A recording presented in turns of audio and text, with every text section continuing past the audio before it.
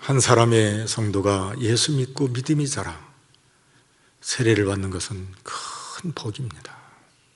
그것만이 아니라 온 교회가 함께 모여 떡을 떼고 잔을 드는 성찬은 하나님께서 교회에 주신 하나님의 큰 복이고 은혜입니다. 그런 면에서 오늘 2022년 하반기 성찬식은 우리에게 큰 의미가 있고, 그리고 이렇게 예배를 드리고 성찬식을 시행할 수 있다는 것이 얼마나 감사한지 모릅니다. 성찬은 예수님의 아주 귀한 의미가 담겨져 있는데, 구약에 보면 유월절과 깊은 연관이 있음을 가르쳐 주십니다. 유월절은 이스라엘 백성들에게 3대 절기 중에 가장 중요한 절기가 유월절입니다. 430년 동안 이집트에서 노예 생활했던 이스라엘 백성들, 때가 되어 하나님께서 지도자 모세를 준비케 하시고 그리고 그들을 애굽에서 건져내는데, 하나님께서 특별한 방법으로 그들을 건져내십니다. 애굽에 있는 왕으로부터 짐승에 이르기까지 모든 장자는 유월절에 다 죽습니다. 그런데 고센 땅에 있는 이스라엘 백성들은 달라요. 하나님께서 미리 지시하신 대로 가족 수에 따라서 양을 잡아서 그의 문방과 문설주에 발라가지고 하나님의 사자들이 그것을 보고 뛰어넘어갔다 해서 유월이라고 말하는데, 이스라엘 백성들에게는 한 사람도 죽은 자가 없는 겁니다. 애굽 전역에 슬픔의 곡소리가 울려 퍼집니다. 그때 하나님께서 주신 아주 귀한 메시지가 있는데, 그것은 유월절을 지키되 7일 동안 누룩 없는 떡을 먹으라고 말해줍니다. 누룩은 부풀려서 형태를 새롭게 만드는 게 누룩입니다. 다시 말해서 누룩 없는 떡을 먹으라는 것은 누룩을 뺀 그대로 본래의 그 떡 자체로 먹으라는 겁니다. 맛도 없고 투박하고 뻣뻣하고, 누룩을 넣으면 부풀기 때문에 부드럽고 맛도 있는데, 그렇게 한 이유는 하나님께서 이스라엘을 부패한 애굽에서 구해주시고 그리고 거룩한 백성으로 삼아주신 것,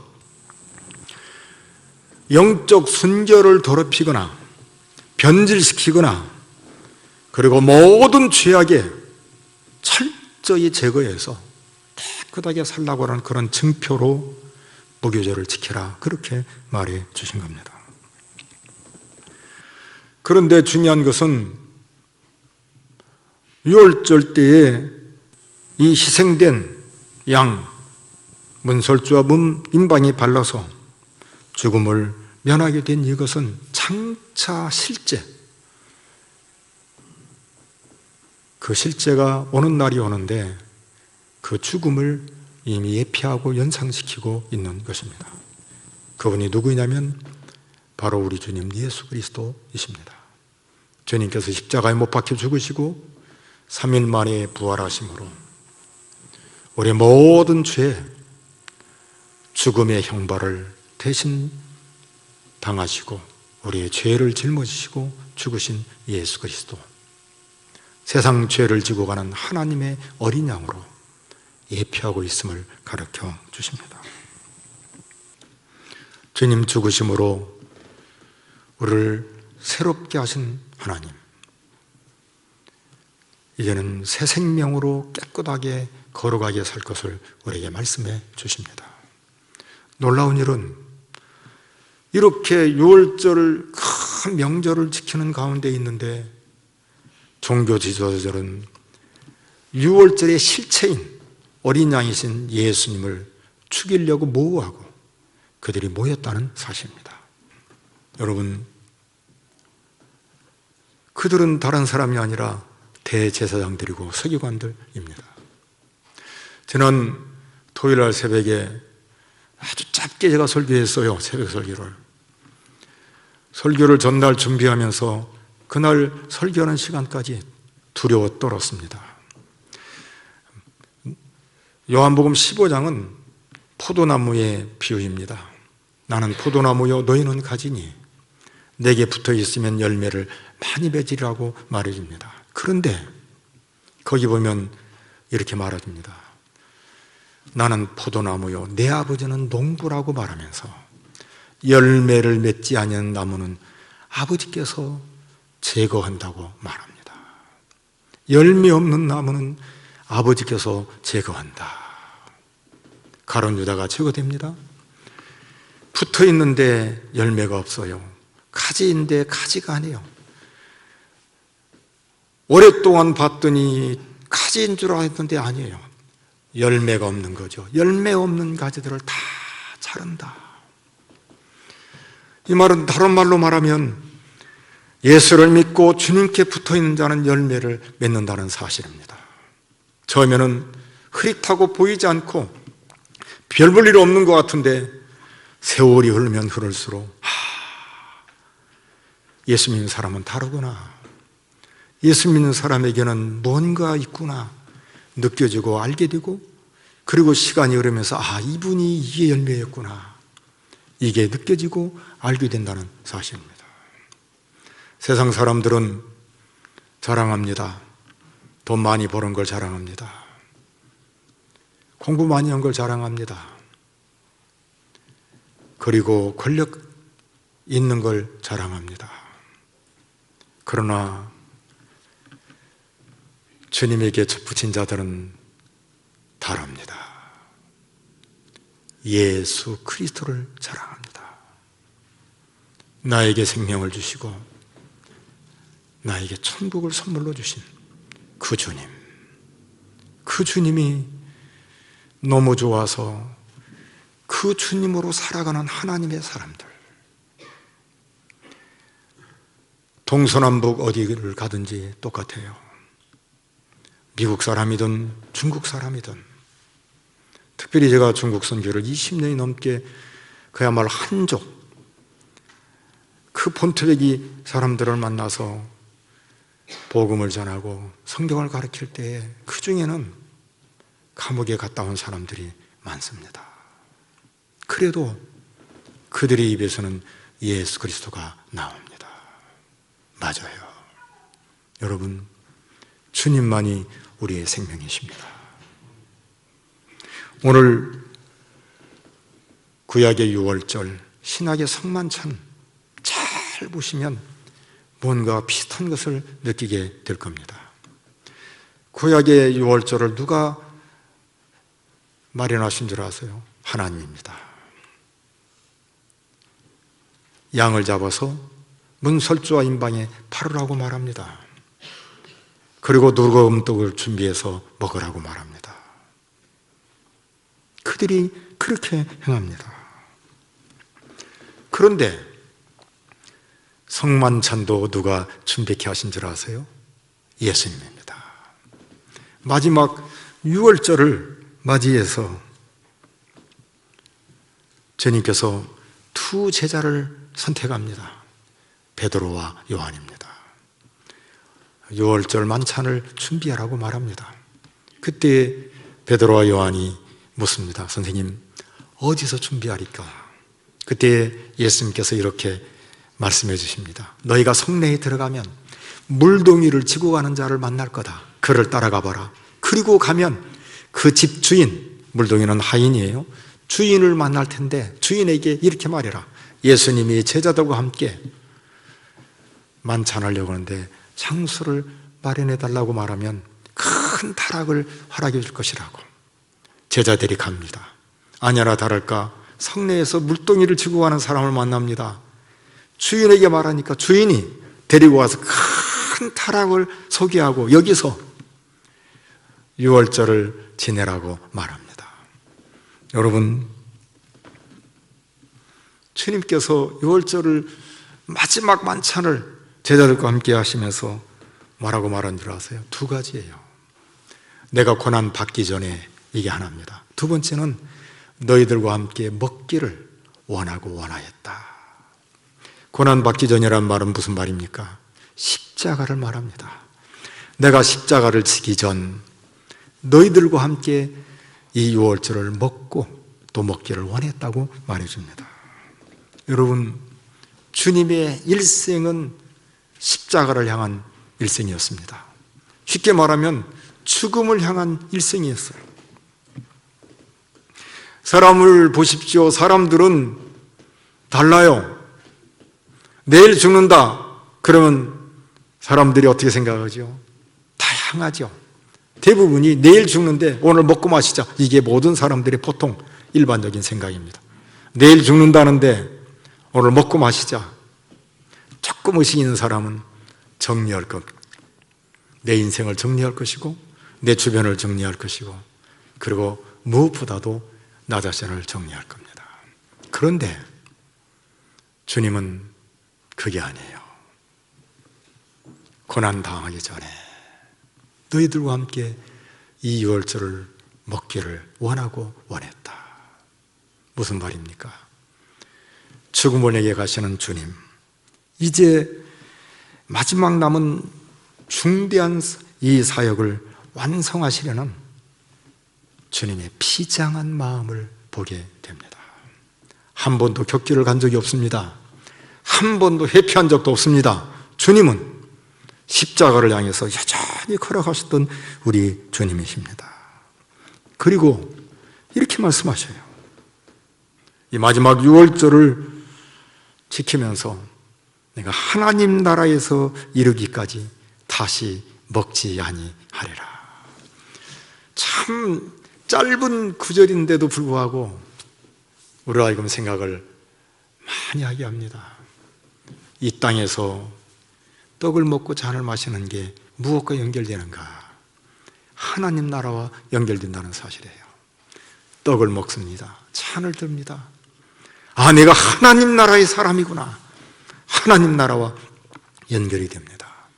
주님이 이 땅에 생하신 모든 삶, 행적, 하늘나라와 연결이 된 거예요. 보십시오. 예수님께서 십자가를 지기 전 베드로와 요한과 야고보 세 제자를 데리고 변화산에 올라갑니다. 기도하시는데 갑자기 예수님께서 변화되셔요. 그 얼굴이 해와 같이 빛났다고 말합니다. 그 옷이 하얗게 변했다고 그래요. 누가 등장하죠? 모세와 엘리야입니다. 공중에서 변화된 예수님과 모세와 엘리야가 서히 만나서 대화를 나눕니다. 대화 내용이 뭔지 아세요? 예수님, 이제 예루살렘에서 죽을 날이 얼마 남지 않았군요. 예수님 대답을 하십니다. 그래, 맞다. 베드로가 볼 때 너무 황홀했습니다. 너무 아름다웠습니다. 그래서 이렇게 말하지요. 주여, 여기가 쫓아오니 초막 셋을 짓되 하나는 주를 위하여, 하나는 모세를 위하여, 하나는 엘리야를 위하여 하사이다. 놀라지 마십시오. 누가 등장해요? 하늘에서 음성이 나서 이렇게 말합니다. 이는 내 사랑하는 아들이요 내 기뻐하는 자니 너희는 그의 말을 들어라. 맞습니다. 이 땅에서 주님의 삶의 행적은 하늘과 연결되고, 이 땅에 사는 성도의 삶은 하늘과 연결되는 삶이라는 것을 잊지 마시기를 바랍니다. 그것만이 아니에요. 예수님 세례를 받을 때 어떤 일이 벌어진 줄 아세요? 물에서 올라오를 때 하늘이 열립니다. 그리고 하늘에서 비둘기 같은 성령이 예수님에게 임합니다. 그것만이 아니요, 하늘에서 음성이 들리는데 이는 내 사랑하는 아들이요 내 기뻐하는 자라고 말해줍니다. 제가 어제 저녁부터 오늘 아침에 식사하면서까지 성만찬을 우리 함께 성도들과 함께 떡을 떼고 잔을 든다 생각하니까 그렇게 좋을 수가 없었습니다. 그리고 한 가지가 계속 따라오는데 그게 뭐냐면 온 만물의 역사의 주인자가 누군가? 하나님이에요. 모든 만물의 역사의 주인자가 누구인가? 하나님입니다. 그 하나님에게 먼지 트럭도 못한 우리가 거기에 함께 동참해서 주의 일을 한다는 것, 교회를 섬긴다는 게 이게 얼마나 큰 복인가. 여러분, 오늘 이 시대가 얼마나 유태한 시대인 줄 아십니까? 동성연애를 인정하려고 합니다. 동성결혼을 인정하려고 합니다. 낙태 합법화 됐어요. 그것만이 아니라 뭐요 이게? 남은 남자, 남은 여자 만나서 이렇게 해도 이놈의 그 죄가 아니에요. 도무지 이놈의 세상이 요물딱지 같은 세상이에요. 피해 입은 자들이 억울해요. 피해 입은 자들은 법대로 이렇게 대처를 하기 때문에 너무 힘들고 억울해요. 나쁘지 않은 놈들은 법대로 하기 때문에 얼마나 오래 걸리는지 몰라요. 그것만이 아니요, 우리의 정신을 뺏어가는 사상들이 너무 많습니다. 어제 저녁에 이태원에서 일어난 압사사고, 할로윈데이. 언제 우리나라에 그게 들어왔습니까? 언제 그런 풍습이 우리나라에 있습니까? 어떻게 150명 이상이 죽는 이런 일이 벌어집니까? 귀신 노름을 하고 이상한 짓을 하고 그걸 좋다고 몰려드는 오늘 이 시대. 여러분, 우린 지금 무서운 시대에 살아가고 있어요. 그런데 주님께서 6월절 만찬을 하시면서 이렇게 말합니다.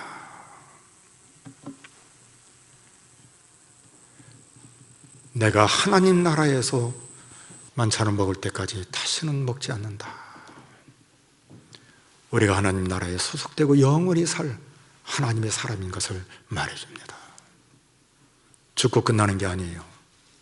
여러분, 세례의 의미가 뭔 줄 아세요? 가장 중요한 두 가지가, 첫째는 물로 씻어 죄 씻음을 받는 표입니다. 내가 죄를 용서받는 표예요. 두 번째는 주님과 연합입니다. 그리스도와 옷 입었다 그래서 그리스도로 옷 입었다. 나는 예수 믿는 사람이요, 나는 하나님의 사람이요, 나는 예수쟁이라 그 말입니다. 그러므로 성찬은 아무나 참여하지 못해요. 세례받은 사람만이 참여하게 되는 겁니다. 주께서 잔을 드시면서 이렇게 말합니다. 이것은 너희를 위한 내 피라고 말하면서, 너희를 위해서 붓는 거라고 말하면서 새 언약이라고 말합니다. 새 언약이란 말은 옛 언약이 있음을 말해줍니다. 옛 언약은 이스라엘 백성들이 죄를 졌을 때 그 죄를 해결할 수 있는 방법은 나를 대신해서 소나 양이나 짐승이 피를 쏟아서 죽는 겁니다. 번제를 드리는 거예요. 그런데 새 언약은 그게 아닙니다. 다시 그렇게 필요 없어요. 예수님이 희생 제물이 되신다는 거예요. 주님께서 십자가 위에서 나를 위해 죽으시는 그 몸 찢기시고 그 피 다 쏟아서 내 죄를 씻어버리고 내가 당해야 할 죄 그리고 죽음, 형벌을 대신 짊어주셔서 예수님을 믿기만 하면 영생 얻는 새 언약을 우리에게 허락해 주신 겁니다. 언약은 약속과 달라요. 약속은 너와 나와 약속이지만 언약은 하나님이 우리에게 약속을 하시는 거예요. 이걸 언약이라 그렇게 말합니다. 언약에는 두 가지가 담겨져 있는데 하나님의 약속이 담겨져 있고 그 약속을 시행하는 하나님의 백성인 것을 우리에게 가르쳐 줍니다. 말씀하신 것을 우리가 시행하는 이것이라 이 말입니다. 교회는 주님 오실 때까지 세례와 성찬을 끊임없이 하고 주님을 기념해야 된다고 말해줍니다. 떡을 뗄 때 어떤 일이 벌어진 줄 아세요? 주께서 영적으로 임재하십니다. 잔을 들 때 어떤 일이 벌어진 줄 아세요? 주께서 영적으로 임재하십니다. 이건 주의 백성에게만 주시는 하나님의 은혜입니다. 여러분, 주께서 떡을 떼시고 잔을 드시면서 이렇게 말합니다. 이것을 너희를 위한 내 몸이다. 그리고 이 잔은 내 피로 세우는 새 언약이니 너희를 위하여 붓는 것이다. 그리고 이렇게 말합니다. 성령께서 인쳐주셨다고 말해줍니다. 인쳤다는 말은 도장을 찍는 것을 말하는데, 십자가의 구속과 우리의 모든 예수 믿는 성도들의 자양분이 누구에게서 오냐면 예수님, 떡과 잔을 통해서 예수님의 그 찢기신 몸과 흘리신 보혈로 우리 영혼이 공급을 받는데, 이걸 깨닫게 하고 완성케 하신 분이 누구냐면 성령 하나님이라는 사실이에요. 그분이 인쳐주시는 거예요. 깨닫게 하시고 우리를 인도해 주신다는 사실입니다. 여러분, 아침 식탁, 그리고 점심, 저녁 식탁 보십시오. 가족이 모이는 거예요. 아버지, 어머니가, 그리고 딸과 아들이, 그리고 손주들이 함께 모입니다. 가족이에요. 가족이 한 식탁에서 음식을 나눕니다. 오늘 떡을 떼고 잔을 드는 이 성찬을 통해서 우리에게 깨닫게 하는 귀한 메시지는 성도는 가족이라는 사실입니다. 가족은 사랑으로 대합니다. 가족은 약한 자를 붙들어줘요. 가족은 힘이 없는 자를 밀어줍니다. 이게 가족이에요. 성도는 함께 한 가족 되어서 서로를 위하고 기도해주고 사랑으로 대해주고 격려해주고 힘을 주는 게 바로 성도라는 사실입니다. 오늘 한국 초대교회에 있었던 일인데, 아니, 저희 아버님이 돌아가실 때 제가 눈으로 봤죠. 장로님이 뭐예요? 그 진두지휘하는 걸 뭐라고 말하죠? 이렇게 초상 났을 때? 예. 예? 호상. 아니, 호상이 아니라 앞장서서. 근데 제가 양장로님이 그 일을 하신 거예요. 근데 제가 제대를 앞에 뒀기 때문에 좀 늦게 왔는데, 마당에, 옛날에는 아파트가 없었죠. 다 시골집이죠. 마당에 연탄이 속하게 빨갛게 불이 탔는데, 타오르고 사람들이 다 있는데, 교인들이 와서 뭐예요? 음식을 만들고 그 다음에 수의를 다 지붕틀로 하고, 그게 수의한 분이 누구냐면 사실은 저희 장모님 되신 분이 한 거예요. 참 아이러니하죠. 참 아이러니해요. 여러분, 조선시대의 유교를 통과하면서 예수 믿는 사람들을 얼마나 부러운 줄 아세요? 기도해주고 가족처럼 살았던 그게 교회입니다. 오늘 3년 만에 성만찬을 합니다. 가족인 것을 잊지 마십시오. 사랑하십시오. 미워하지 마십시오. 비방하지 마십시오. 흉보거나 험담하지 마십시오. 가족은 오히려 덮어줍니다. 끌어안아 줍니다. 복주다 줍니다. 오히려 눈물을 흘리면서 잘 되기를 바라고 기도해 줍니다. 그게 교회입니다. 오늘 성만찬을 하면서 이걸 기억하시고 우리가 가족인 것을 다시 한번 확인하면서 천국과 직결된 하나님의 자녀, 주의 살과 피로 차양분으로 공급받아서 사는 우리 성령으로 인쳐서 인도함을 받는 하나님의 사람인 것을 다시 한번 감사하면서 성찬에 임하는 저와 여러분들이 되기를 바랍니다.